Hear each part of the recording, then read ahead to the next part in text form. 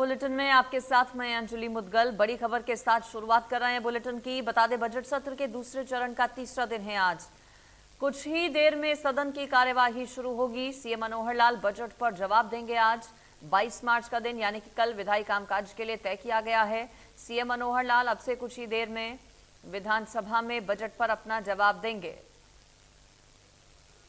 11 बज चुके हैं। सदन की कार्यवाही शुरू होने वाली है कुछ ही सेकंड्स में, कुछ ही मिनट्स में। सभी विधायक विधानसभा पहुंच चुके हैं। बजट सत्र के दूसरे चरण का तीसरा दिन है आज।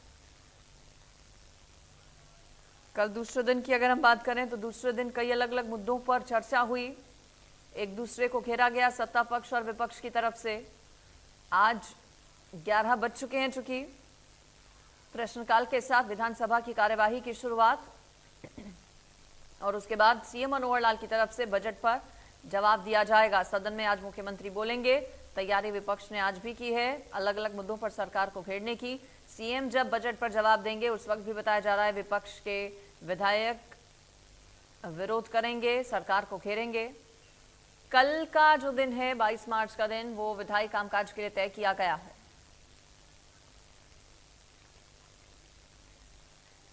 तो सदन की कार्यवाही शुरू हो चुकी है। सीधा लिए चलते हैं आपको।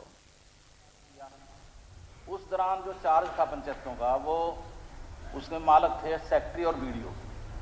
वही सरपंच थे, वही अधिकारी थे, सब कुछ वही थे। अब कई पंचायतें ऐसी हैं, अगर मैं सारियों को करूंगा तो क्वेश्चन बहुत बड़ा बन जाएगा। तो इसमें से मैं एक दो पंचायतों का जिक्र करना चाहूंगा। जैसे भगवानगढ़ है, नाचरौन है, बागू माजरा है। इनमें जो पुराने वाला जो सरपंच है, जो भंग होने के बाद जो चले गया था, उसके बाद लाखों रुपया, कई लाख रुपया पंचायत के अंदर इनकम हुई, चाहे वो जमीन से हुई, चाहे कुछ सरकार ने भेजी। और जब नया सरपंच आया उससे पहले वो जितने पैसे थे उसमें खर्च होकर के कई जगह तो हजारों में बैलेंस रह गया। वो जो पैसा इसके दौरान खर्च कराया गया, जबकि सरकार की तरफ से, मुख्यमंत्री की तरफ से प्रयास बहुत करे गए, इसमें कोई दो राय नहीं है कि भाई ऐसे प्रयास करे गए, भाई 25,000 से ऊपर नहीं निकाल सकते। कमेटी भी बनाई गई भी अगर 2 लाख रुपया जो है खर्च करेंगे तो कमेटी की परमिशन लेनी पड़ेगी, जिसमें एसडीएम वगैरह थे। लेकिन उसके बावजूद भी इन लोगों ने जो उस टाइम पे सरपंच बने हुए थे, बीडीओ साहब हो गए, सेक्रेटरी हो गया, टेक्निकल जो जेई वगैरह हो गए, उन्होंने जो पैसा खर्च कराया वहां मौके पर विकास नहीं है, मौके पर वो पैसा नहीं लगा। उसमें अगर गलत हो तो मेरे को पकड़ लेना, अगर मैं गलत कह रहा हूं। लेकिन पंचायतों में कई पंचायतें ऐसी हैं जिसमें बैलेंस 0 है। वो पैसा कहां गया, कौन खाएगा इसमें? और मैं आपको बताना चाहता हूं कि जो वहां उस टाइम का जो बीडीओ लगा हुआ था, अब तो रिटायर टूर होकर चला गया, वो कम से कम भी 10-15 करोड़ रुपया हमारे ब्लॉक की पंचायतों से कमा करके गया है। बेशक इंक्वायरी करा लो, वो तो यही रिकॉर्ड ही बता देगा, उसमें कहने की जरूरत नहीं है। तो ये मैं जानना चाहता हूं उनके खिलाफ कार्रवाई क्या होगी, कोई इनकी इन्वेस्टिगेशन होगी कि नहीं होगी, ये मैं जानना चाहता हूं। अध्यक्ष महोदय, माननीय सदस्य को जो पंचायतवार हमने टोटल पेमेंट इस दौरान 15 करोड़ 49,53,150 रुपए इन पंचायतों में टोटल पेमेंट आई किसी भी सोर्स से, चाहे पंचायत की ओन इनकम थी, चाहे अदर फंड सरकार की तरफ से दिए गए। उसमें से 9 करोड़ 90,27,276 रुपए खर्च हुए और 5 करोड़ 59,25,000 वहां जब नई पंचायत आई उनको हैंडओवर जब लिया, उनके अकाउंटों में अलग अलग पंचायतों में थे। आपने कहा कि जो काम का ब्यौरा दिया गया है, कोई भी पंचायत अगर आपको ऐसा लगता है कि वो हमारे चाहे उस दौरान अधिकारियों द्वारा या पिछली पंचायतों में सरपंचों द्वारा, तो उस दौरान जो भी पंचायत आप दीजिए उसकी जांच भी करवाएंगे, उसकी इंक्वायरी भी करवाएंगे। पंचायत नहीं कह रहे कि जो अधिकारी उस टाइम थे, चाहे वो बीडीओ था, सेक्रेटरी था, जेई था, वो पैसा तो उन्होंने खर्च किया है, किसी सरपंच ने नहीं किया। तो ऐसी पंचायतें आप बताने का काम करें। अगर इनको लगता है कि उस पैसे का दुरुपयोग हुआ है तो उसकी जांच के आदेश देंगे, जांच करवाएंगे। सामने है स्पीकर सर, प्लीज तस्वीर सामने है, आप उसकी इंक्वायरियां करो ना वहां सारे। नहीं, आप पर्टिकुलर सबकी चाहते हैं, सभी पंचायतों की चाहते मैं तो हैं। सारे ब्लॉक का कह रहा हूँ ना, मुझे लगता है कि मैं तो पूरे हरियाणा का कह रहा हूँ बल्कि। नहीं मंत्री जी, कम से कम जो रादौर की इन्होंने बात की है जी, रादौर की पंचायतों के अंदर कहीं मिसयूज हुआ है या गलत हुआ है, क्योंकि फ्लोर ऑफ द हाउस उन्होंने एक आरोप लगाया है। जी जी, अगर उसकी इंक्वायरी हो जाए तो मेरा ख्याल है वो पूरे हरियाणा की देखिए इंक्वायरी हो जहां जाएगी। अध्यक्ष महोदय, मैं आपके माध्यम से माननीय सदस्यों को बताना चाहूंगा, जहां भी पहले संज्ञान में, सरकार के संज्ञान में आया, कड़ी कानूनी कार्रवाई आपने देखा होगा पिछले इस समय के दौरान हमने करने का काम किया है। आज भी हमारे माननीय सदस्य का सवाल जो है करप्शन को लेकर है, आपको पता है पारदर्शिता के साथ सरकार काम कर रही है और जीरो टॉलरेंस पे हम काम करना चाहते हैं। आपका सहयोग रहेगा, आप लिख के दीजिए, हम उनकी जांच करने का काम करेंगे और जो इसमें गिल्टी होगा उसे पैसे की रिकवरी भी होगी और कड़ी कानूनी कार्रवाई भी होगी। थोड़ा सा मैं और कहना चाहूंगा, इसी से संबंधित है कि जो ये क्या बोल रहे हैं, ई टेंडरिंग जो है, अगर मैं आपको इसमें तस्वीर दिखाऊं, मैं तार के ले आऊं, जो सामग्री ठेकेदारों के द्वारा उनसे अधिकारियों से मिलके ऐसा है वो की जा रही है। जी उन्होंने अश्योर किया कि इसकी इंक्वायरी कराएंगे, मतलब और मुझे लगता है कि भी ये होता है कि जैसे मुख्यमंत्री जी पैसे भेज रहे हैं, हमारे पास भी आए हैं, हमारे ब्लॉक में भी आए हैं, तो रास्तों के लिए भी आए हैं, लगभग 5 करोड़ रुपया, वैसे भी दिया है 5 करोड़ रुपया, लेकिन वो 5 करोड़ में से अगर वहां 2.5 करोड़ भी ना लगे फिर उसका क्या जवाब है जी? वो उन्होंने सरकार की कहा तो देने में कमी नहीं है। ऐसा है, मंत्री जी ने कहा इंक्वायरी कराएंगे, तो मैं कहूंगा कि भी इसकी इंक्वायरी करा करके मुझे अगली जो विधानसभा की जो बैठक होगी उसके अंदर अगर रिपोर्ट आ जाएगी आपकी इंक्वायरी रिपोर्ट, तो उसमें ठीक रहेगा। बिल्कुल, हम माननीय सदस्यों को बताने का काम करेंगे। अगर वहां डिटेल दें, आप इनको बता दीजिए कहाँ ठीक है, मैंने इनको बता दीजिए, यार लिख के भी दे रखी, लिख के दीजिए, तो दे रखिए, लिख के। आप दोबारा दे दीजिए। एक बार किन किन कामों की है मुझे बता दीजिए। मैंने आपके पास लिख के उस दिन दे तो थी। ठीक है, उसमें देखो कहाँ है वो, उसमें जांच के आदेश दे देते हैं। अगर लिख के ना दियो तब कहो, उसमें जांच के आदेश दे देते हैं, जो भी इसमें लिप्त होगा कार्रवाई होगी। जांच दोबारा फेर दूंगा, फिर तीसरी बार फेर दूंगा, ना, ना, चौथी बार ना, दूंगा। ना, मैं आपको 10 बार दूंगा, ना, एक बार दे देना, एक बार एक बार मैं दे चुका हूँ, दोबारा देने की जरूरत अगर नहीं। एक मैं बार और भी दे देता हूँ दोबारा एक बार वही। दोबारा दे दो, ताकि ठीक है जी, पहले दोबारा पता दे नहीं देंगे। पहुंची कि नहीं पहुंची उनके पास। ठीक है बख्शा सर। नहीं जाएगा। धन्यवाद, धन्यवाद। श्री राकेश दौलताबाद जी। धन्यवाद अध्यक्ष जी। अध्यक्ष जी, ये एक मिनट नंबर बोलिए आप। अच्छा 82 statement laid on the table. अध्यक्ष जी, ये जो मेरा सवाल है, ये एक सवाल नहीं, एक पीड़ा है। ये खाली मेरी नहीं, यहाँ पे पक्ष में और विपक्ष में बैठे हुए जितने भी एमएलए हैं सभी की है। ये पीड़ा क्या है कि कोई काम जैसे ये आपकी भी है अध्यक्ष जी, क्योंकि मैंने देखा है आपको भी कि जब भी कोई एमएलए अपने टाइमलाइन के बारे में बात करता है कि मेरे को डेडलाइन बता दो कि मेरा काम कब शुरू हो जाएगा, तब आप भी इंटरवीन करते हो कि बताओ भाई ये टाइमलाइन तो बताओ। मंत्री जी से आप पूछते हो कि भाई टाइमलाइन बता दो मेरे को कि भाई इनको तो संतुष्ट हो जाए। तो ये जो सरकारी मशीनरी का जो धीरे चलना है वो हमारी एक बहुत बड़ी प्रॉब्लम है सब लोगों की, और इस प्रॉब्लम का जो मेन वो है सिविल सर्विसेज रिफॉर्म। इसका सबसे बड़ा कारण जो है वो सिविल सर्विसेज का जो स्ट्रक्चर है, जो अंग्रेजों के जमाने का चलता हुआ आ रहा है, वो है। अध्यक्ष जी, मेरी बात को मतलब आज मैं आपसे कह रहा हूं कि मेरी बात को पूरा समझने की कोशिश करना जी आप, कि जैसे इसका एक एग्जांपल है, गुरुग्राम में सिविल हॉस्पिटल जो है उसकी बाउंड्री बढ़ानी थी और उसकी साथ में सरकारी स्कूल की जमीन थी, उसको उसके अंदर जोड़ना था। माननीय मुख्यमंत्री जी ने इसका फैसला ले लिया और आदेश दे दिए 2019 में जीएमडी की मीटिंग में। उसके बाद 3 साल तक 7 बार लगातार माननीय मुख्यमंत्री जी ने उसको जीएमडी की मीटिंग के अंदर, ये प्रोसीडिंग्स में है जीएमडी की, और उसमें बोलते रहे, और वो जो 3 साल लग गए उस जमीन को सिविल हॉस्पिटल के अंदर लेके आने के लिए। काम भले ही अब तक भी शुरू ना हुआ हो सिविल हॉस्पिटल का, लेकिन वो छोटा सा काम, एक छोटे से काम के अंदर जो है वो 3 साल लग गए।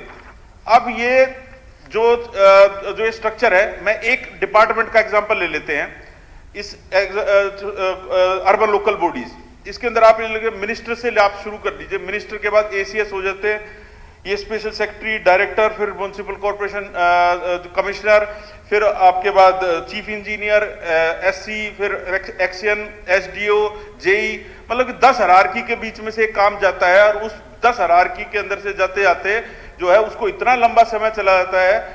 आप गवर्नर अभिभाषण के अंदर देखिए अध्यक्ष जी की जो पिछले आपका सप्लीमेंट्री क्या है? सप्लीमेंट्री नहीं, सवाल को समझिए ना एक बार अध्यक्ष जी।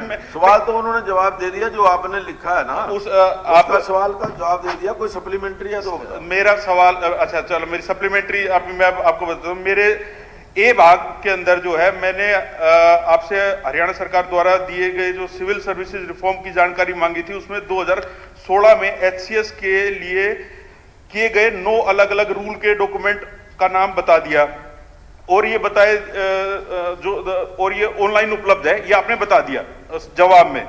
आपने ये नहीं बताया कि 9 रूल डॉक्यूमेंट में क्या क्या रिफॉर्म करके शामिल किए गए हैं। रिफॉर्म नहीं बताए। रिफॉर्म के बारे में आप इसलिए नहीं बता पाए क्योंकि जिन रिफॉर्म्स की सच में जरूरत है वो होते ही नहीं। वो रिफॉर्म्स क्या थे साहब? चलिए, आपका सुझाव है कि सिविल सर्विसेज के रूल्स के अंदर रिफॉर्म होने चाहिए, यही है? नहीं सर, नहीं, मेरा है हायरार्की का जो लेवल है वो जो है वो छोटा होना चाहिए। अध्यक्ष जी मेरी बात नहीं, इतना लंबा एक कौन सा विधायक ऐसा नहीं है जो कि ये नहीं बताता कि मेरा काम 5 साल पहले अनाउंस हुआ था जी, अब तक नहीं हुआ। कौन ऐसा विधायक है? सबकी यही समस्या है। और विधायक जी मेरे सवाल के बी भाग के अंदर जो है उसमें जवाब है कि हरियाणा सरकार समय समय पर रेशनलाइजेशन कमीशन के जरिए हायरार्की लेवल के प्रपोजल को एग्जामिन करती है। तो मेरा आपसे सवाल है कि आज तक रेजोल्यूशन कमीशन में हायरार्की लेवल घटाने के प्रपोजल रिव्यू किए गए हैं? अगर रिव्यू नहीं किया गया तो फिर मैं एक प्रपोजल देता हूं कि जैसे जो मैंने एग्जांपल दिया ये अपना ULB डिपार्टमेंट का, तो इसके अंदर से जैसे हमारे 4 लेवल है IAS के और जो इंजीनियर्स के लेवल है वो है 5, तो IAS के 2 लेवल भी कम कर सकते हैं मैंने, क्योंकि इस डिपार्टमेंट के सब जो रिटायर्ड और जो अभी एग्जिस्टिंग काम कर रहे हैं उन लोगों से बात करी, 2 लेवल हम ऊपर के जो IAS लेवल के वो भी कम कर सकते हैं और 1 लेवल जो है वो इंजीनियर लेवल का भी कम कर सकते हैं, जिससे कि एग्जीक्यूशन स्ट्रॉन्ग हो। ठीक है, आपने सुझाव दिया है, अगर कोई और सुझाव है लिखित नहीं अध्यक्ष जी, ये मेरा ये सुझाव ये मेरा नहीं है, ये आप ये देखिए ब्यूरोक्रेसी और हायरार्की लेवल घटाने की पुरजोर recommendation second administration reform commission की 13वीं रिपोर्ट में भी की गई है 2009 में। और इस रिपोर्ट में लिखा गया है कि जो एक्सटेंडेड हायरार्की है उसके 4 बड़े नुकसान है: डिले और नॉन अकाउंटेबिलिटी, फालतू लेवल और रिस्क अवॉइडेंस और no teamwork. Risk avoidance क्या है? इस इतनी लंबी हायरार्की के अंदर एक आधा अधिकारी ऐसा हो जाता है जो कि काम को रिस्क समझता है और वो जो है औरों से सलाह लेने में इतना लंबा समय लगा देता है। तो मैं आपसे ये रिक्वेस्ट है अध्यक्ष जी कि हायरार्की लेवल को कम करा जाए। एक मेरा जो है आपसे ये अध्यक्ष जी इस सवाल का जो है बहुत ज्यादा जरूरी इसलिए है कि मैं चाहता हूं कि एनुअल परफॉर्मेंस सिस्टम जो है वो अधिकारियों के लिए भी लेकर जाए। MLA 5 साल के अंदर कोई आदमी वोट देता नहीं देता जो है MLAs के लिए है कि MLA अब की बार बनाया अगली बार नहीं बनाया। अधिकारी के लिए क्या है? ये अधिकारी जो है उसके लिए हो गया। मैं समझता हूं कि देखिए एक क्वेश्चन के अंदर इतना टाइम लगेगा ना तो बहुत बाकी अध्यक्ष महोदय, लगता है हमारे माननीय सदस्य के ख्वाब बहुत ऊंचे हैं, कोई बात नहीं, रखने भी चाहिए, इसलिए बहुत से सुझाव इन्होंने बताए हैं, पीड़ा है जी, उनकी पीड़ा भी इन्होंने किया है, उत्तर भी ये कर रहे हैं। ये सारे उत्तर सुझाव के रूप में दे दें, जो फिजिबल होंगे सभी उसमें हम इनकॉर्पोरेट करेंगे। धन्यवाद धन्यवाद धन्यवाद राकेश जी। अध्यक्ष जी हो गया। सुभाष गांगुली जी 83। नहीं आप हो गया। 83 जी हो गया नहीं हो गया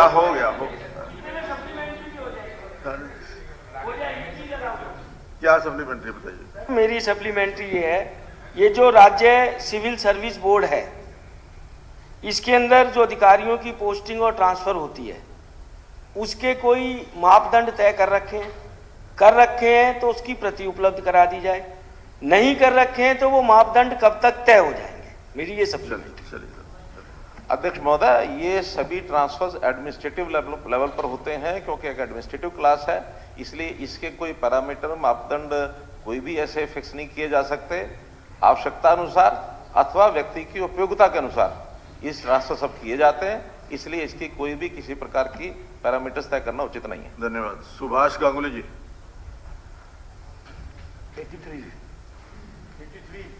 83।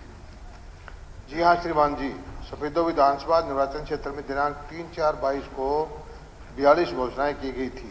इन घोषणाओं में से 32 सड़कों की मरम्मत तथा 10 नई सड़कों के निर्माण से संबंधित है।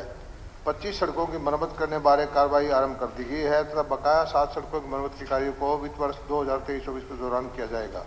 इसके अतिरिक्त 9 नई सड़कों के निर्माण बारे कार्रवाई आरंभ कर दी गई है तथा बकाया 1 नई सड़क के निर्माण का कार्य वित्त वर्ष 2023-24 के दौरान किया जाएगा।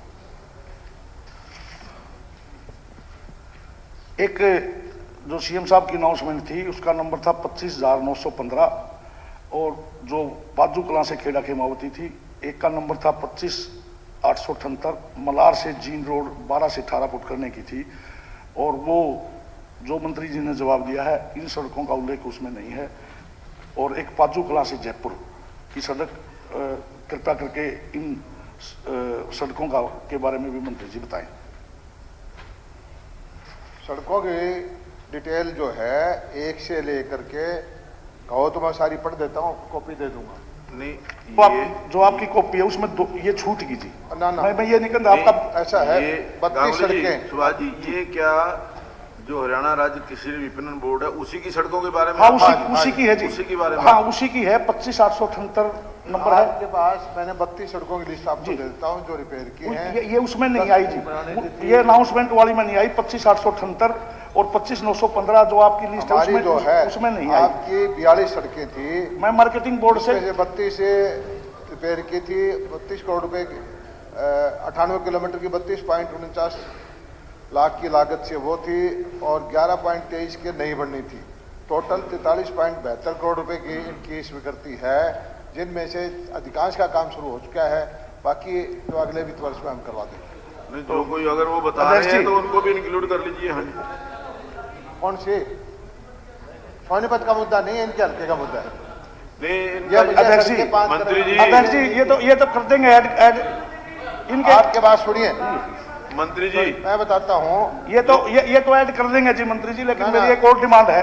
मैं सड़कों के नाम कहो तो आपको 1 घंटा लग जाएगा। लंबा देने की जरूरत नहीं है। जो 2 सड़कें वो कह रहे हैं उनको देख लो, अगर है नहीं तो इंक्लूड कर लो। इसकी कोई शिकायत नहीं थी। मैं आपके अधिकारी बड़े बढ़िया हैं, वो सारी चीजें एडजस्ट कर देते हैं। कर दी सारी। हाँ जी जो 42 सड़कें कर दी इनकी। एक मिनट, जो 2 सड़कें वो बोल रहे हैं उनको देख लो। आपकी कोई और मुझे अगर फिजिबल होगी 5 कदम का रास्ता होगा तो आप दे दो। हाँ जी वही तो बताना लग रहा हूँ सीएम हम तो ये कहते हैं सीएम साहब ने अनाउंस कर रखा है कि 5 कदम के पूरे प्रदेश की कराएंगे। अगर आपकी कोई रहती है फिजिबल है तो वही बता रहा हूँ जी मैं।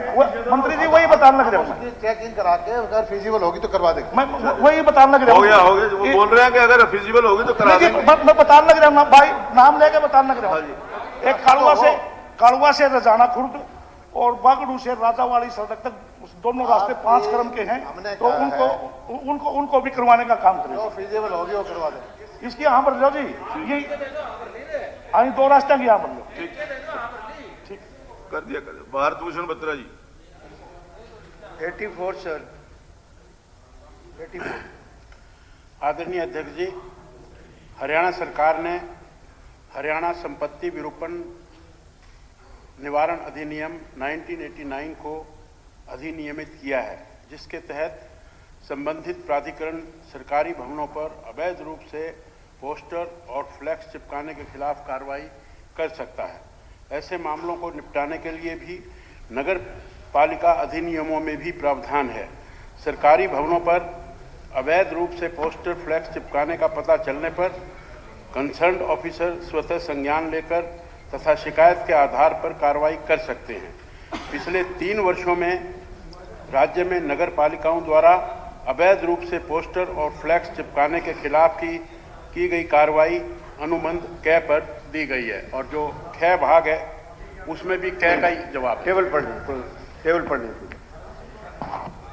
अध्यक्ष महोदय, कई बातें छोटी होती हैं बट बड़ी इंपॉर्टेंट होती हैं और सरकार कहती है कि हम हरियाणा को बहुत स्वच्छ बनाएंगे, भारत स्वच्छ बनेगा और ये स्वच्छ हरियाणा का एक बहुत बड़ा नमूना है।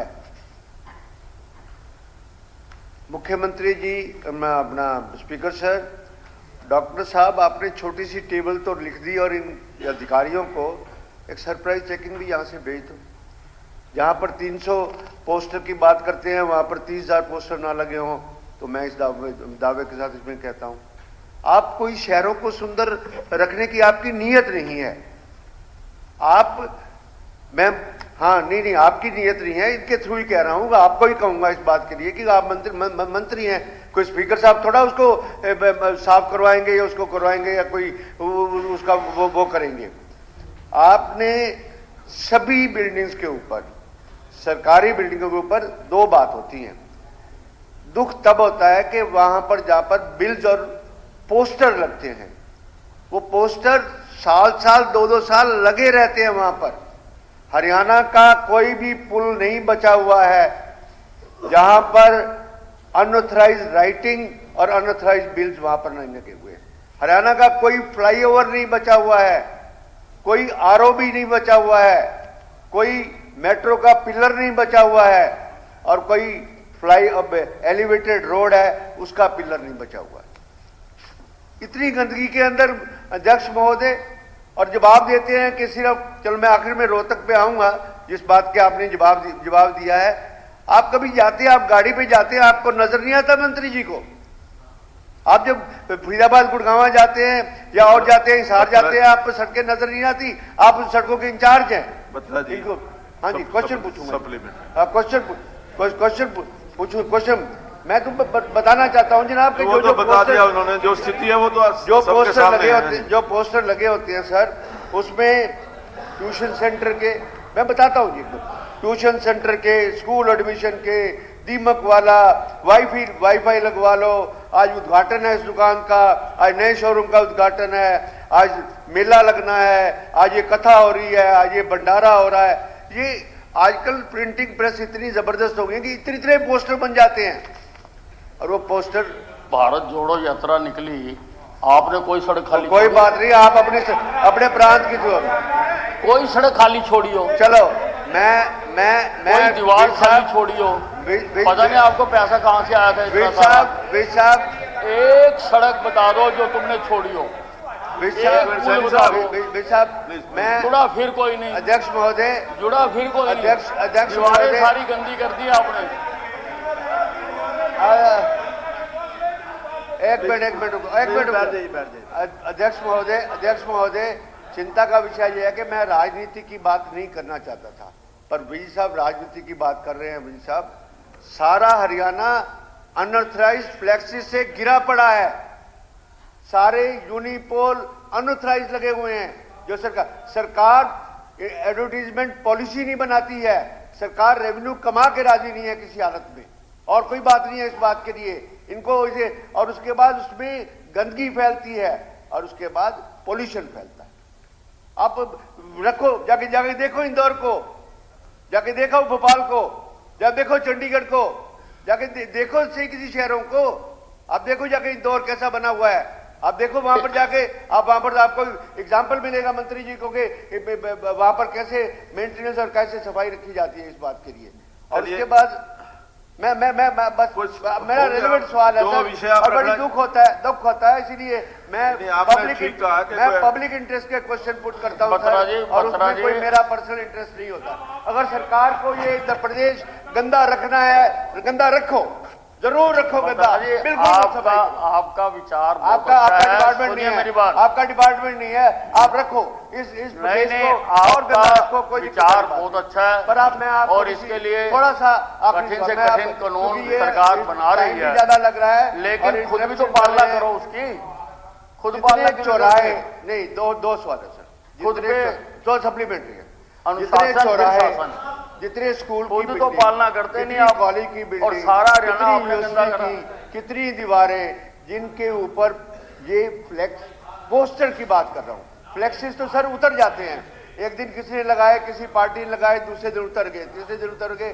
चौथे दिन, ये पोस्टर गंदगी बिछाते, फिर पोस्टर आधा फट जाता है। मैं कहना नहीं चाहता किसी नेता का फोटो लगी हुई है, आधा फटा हुआ है, आधा वो है, ये कुछ है, और वो 3-4 महीने वो फोटो लगा रहता है। मैं समझता हूँ जो विषय आप रखना चाहते थे आ गया। हाँ, मैं सप्लीमेंट्री नहीं, मैं सप्लीमेंट्री, मैं आदरणीय अध्यक्ष जी, सप्लीमेंट्री बड़ा इंपॉर्टेंट सवाल है, तो मैं सरकार के हक में बोलूंगा जी, सरकार के हक में बोलूंगा, हक की बाकी तो अभी बात नहीं है अभी तक सरकार का आखिरी सवाल, आखिरी सप्लीमेंट्री सर, बड़ा इंपॉर्टेंट इशू है, ऑनरेबल मेंबर, बड़ा इंपॉर्टेंट इशू है सर। मैं ऑनरेबल मेंबर करता हूँ 2 मिनट पढ़े लिखे हैं, वकील हैं, एक मिनट आप और ये सप्लीमेंट्री पढ़ने में इतना समय लगाएंगे जी। कुछ डीपीआर साइट, तो ये समराइज तो करना जानते ही नहीं। एक मिनट रुको, कुछ डीपीआर साइट्स हैं जी, कुछ डीपीआर साइट्स हैं, पब्लिक रिलेशन की साइट्स है, वो पब्लिक प्रॉपर्टी है, एक्ट के मुताबिक अलग अलग प्रॉपर्टी है। क्वेश्चन मेरा ये है कि क्या सरकार इमीडिएटली डीपीआर साइट पे अनऑथराइज्ड पोस्टर फ्लेक्सेस बनने के लिए कब से रोकेगी, ये मेरे को सदन के अंदर आश्वासन चाहिए। उसमें सरकार की उपलब्धि होनी चाहिए, वहां पर प्रधानमंत्री की उपलब्धि होनी चाहिए, वहां पर छुटभइयों के पोस्टर नहीं लगने चाहिए। इस बात के लिए आप आश्वासन देंगे सदन के ऊपर कि डीपीआर साइट के ऊपर कोई गलत पोस्टर नहीं लगेगा, वो सरकार के हित में है। ये सरकार के खिलाफ करना बड़ा मुश्किल है, कौन छुटभइये हैं कौन हुआ है। आदरणीय अध्यक्ष जी, मैं ये विषय छेड़ना नहीं चाहता था, लेकिन ऑनरेबल मेंबर एडमेंट है इस बात के लिए, जिनके घर शीशे के होते हैं वो सीमेंटेड हाउस पर पत्थर फेंक रहे हैं। आप पिछले 50 साल का रिकॉर्ड देख लीजिए, उसको आज से कंपेयर बात करने, उससे कंपेयर करने दीजिए। और ये उदाहरण आदरणीय विज साहब ने जो दिया, आदरणीय विज साहब ने भारत को जोड़ो का मामला और हमारे जितने भी जो लीगलाइज पोस्टर लगे हुए थे, हो गया, उनके ऊपर लंबा मत करें, बाकी लोगों के क्वेश्चन रह जाते हैं। एडवर्टीजमेंट की बात की आदरणीय अध्यक्ष जी, लक्ष्मण सिंह यादव जी, एक मिनट हो गया जी, आप उन्होंने इसको क्वेश्चन लिखा, एडवर्टीजमेंट की बात की थी जी, हो गया जी। ये जो अपेक्षित था 38 करोड़, हमने 48 करोड़ रुपए लिया है उसमें, गुड़गांव के जो एडवर्टीजमेंट पॉलिसी में। मंत्री जी 22 मिनट हो गए, मंत्री जी एक ही क्वेश्चन पे 22 मिनट हो गए। ये पॉलिसी हमने बनाई है और उसको इम्प्लीमेंट किया है, आपने नहीं किया था, आपने कुछ किया नहीं और आज हम कर रहे हैं, उसके बारे में आप मंत्री जी प्लीज बैठ जाइए। बत्रा जी खत्म करिए। लक्ष्मण सिंह यादव जी, वो बात के क्वेश्चन रह जाते हैं सभी के। हाँ जी, द फ्लोर ऑफ द अध्यक्ष जी, सबसे पहले तो मैं डिप्टी सीएम साहब का धन्यवाद करना चाहूंगा। अब पिछली बार मैंने टोल के 2 मुद्दे उठाए थे, एक हमारा फ्री हो गया इसलिए धन्यवाद, और दूसरे में भी ज्यादा कलेक्शन नहीं है, उसका भी अगर साथ साथ कर देते तो डबल धन्यवाद करता मैं। और मेरे क्वेश्चन के जवाब में सरकार के पास विचाराधीन नहीं है। मैं निवेदन करना चाहूंगा कि हमारा पहले महेंद्रगढ़ जिला होता था, उसके बाद रेवाड़ी जिला बना। जब महेंद्रगढ़ जिला था तो 3 बड़े गांव थे, एक कनीना था, एक कोसली था, एक ढैना था। तो 2 में तो सब डिवीजन बन गया, लेकिन ढैना अभी भी इंतजार कर रहा है सब डिवीजन का। और ढैना जो है जी वो स्टेट हाईवे पे स्थित है, और बीकानेर जो रेलवे लाइन है उसका जैनाबाद ढैना बड़ा स्टेशन है, और ढैना 46 गांवों का मार्केट है। उसमें चाहे वो कारों की एजेंसियां हो, चाहे दुपहिया मोटरसाइकिलों की एजेंसियां हो, और बड़ा बाजार होने के नाते से आज वहां सब तहसील भी है, पशु हॉस्पिटल भी है, आदमियों का भी हॉस्पिटल है, पीएचसी भी है, और अनेक ऐसी सुविधाएं हैं जो उपमंडल के लिए होनी चाहिए, इसलिए वो फिजिबल भी है। मेरा आपके माध्यम से डिप्टी सीएम साहब से निवेदन है कि इस पर भी विचार करें, क्योंकि पिछले दिनों आपने 8 सब डिवीजन बनाए हैं, तो इसका भी विचार करेंगे तो मुझे लगेगा कोसली के साथ भी न्याय हो रहा है, क्योंकि कोसली लगातार 4 बार आशीर्वाद हमारी सरकार को दे चुकी है। अध्यक्ष महोदय, माननीय सदस्य ने जो बात की पिछले सेशन के अंदर भी आई थी कि नई सब डिवीजन बनाई जाएगी। पहले गवर्नमेंट ऑफ इंडिया की तरफ से लैंड बाउंड्री सील करने के एक आदेश आए थे, जो कि अब डेफर कर दिए गए हैं अगले साल की जून तक। उसके अंदर हमारी एक 3 मिनिस्टर्स की कमेटी है जो इन केसेस को रिकमेंड करती है सरकार को on recommendation of deputy commissioners. मगर क्योंकि हरियाणा प्रदेश में लैंड बाउंड्रीज के लिए जो जनसंख्या ली गई थी वो 2011 की थी। अब पीपीपी का डाटा आ रहा है, प्रोएक्टिव डाटा है, हमें लगभग ये अनुमान आता है कि कितनी जनसंख्या प्रदेश भर के अंदर और बड़ी है, किस इलाके के क्षेत्रफल में ज़्यादा जनसंख्या है। अब हम एफसीआर की अध्यक्षता में 3 सदस्यीय कमेटी बनाएंगे जो रिकंसिडर करेगी पूरा कैलकुलेशन क्राइटेरिया कि एक सब डिवीजन, एक तहसील, एक डिस्ट्रिक्ट के अंदर कितनी पॉपुलेशन होनी चाहिए, कितने गांव, कितनी सब डिवीजन होनी चाहिए। जैसे ही उनकी रिकमेंडेशन आएगी उसके उपरांत जो दहीना की इनकी डिमांड है सब डिवीजन बनाने की, सरकार उस पर विचार